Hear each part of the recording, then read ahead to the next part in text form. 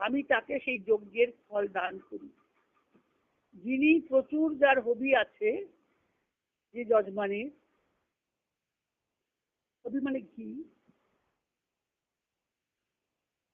এখানে ঘিটা একটা রূপক, তিনি দেবোদ্দেশে সেটা অর্পণ করেন, অর্থাৎ এই যজ্ঞকে তিনি নিজেকেই অর্পণ করেন। যজমান নিজেকেই যজ্ঞের অভিরূপে নিবেদন করেন। তাহলে সেই যজ্ঞের ফল যজমানায় ও সুন্নাতে, আমি সেই যজমানকে যজ্ঞের ফল দান করি।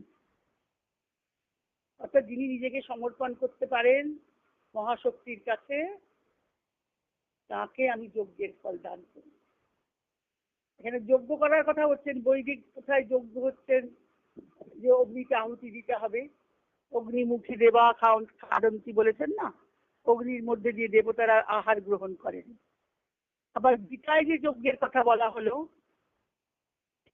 ব্রহ্মার্পণং ব্রহ্মহোবি ব্রহ্মাগ্নৌ ব্রহ্মণাহুতম, 4th অধ্যায়ের 24 মন্ত্রে, ব্রহ্মৈব তেন গন্তব্যম ব্রহ্ম কর্ম সমাধিনা। ব্রহ্মার্পণং ব্রহ্মহোবি, যিনি যজ্ঞ করছেন, যজ্ঞকর্তা, তিনি যে হবি প্রদান করছেন সেটিও ব্রহ্ম। তিনি দান করছেন, সম্প্রদান ক্রিয়াটি, হবিকে দান করছে, সেই ক্রিয়াটিও ব্রহ্ম। অগ্নিতে যা প্রদান করছেন হবি, সেই অগ্নিও ব্রহ্ম। ব্রহ্মণাহুতম, যে মন্ত্র উচ্চারণ করছেন, আহুতি দিচ্ছেন, আহুতির মন্ত্র, সেটিও কিন্তু ব্রহ্ম।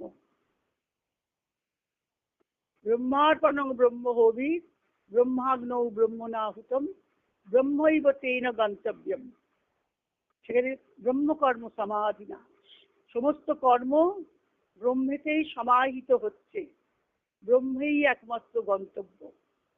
তাহলে এই গীতাও ব্রহ্মবাদকে স্বীকার করছেন।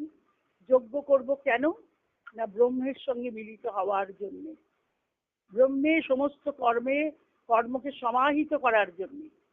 আর সৃষ্টিচণ্ডীকে বলছেন দেবী সূক্তে, যে দেবী বলছেন, যিনি মহাশক্তির সঙ্গে একাত্মতা অনুভব করেছেন, যে আমি তাকে আমি উষা, আমি ভর্গদে বেঁচে ধারণ করি, আমি সেই যে যজমানের প্রচুর হবি আছে, তিনি যখন যজ্ঞে সেটা প্রদান করেন, অর্থাৎ যজ্ঞে সমর্পণ করেন,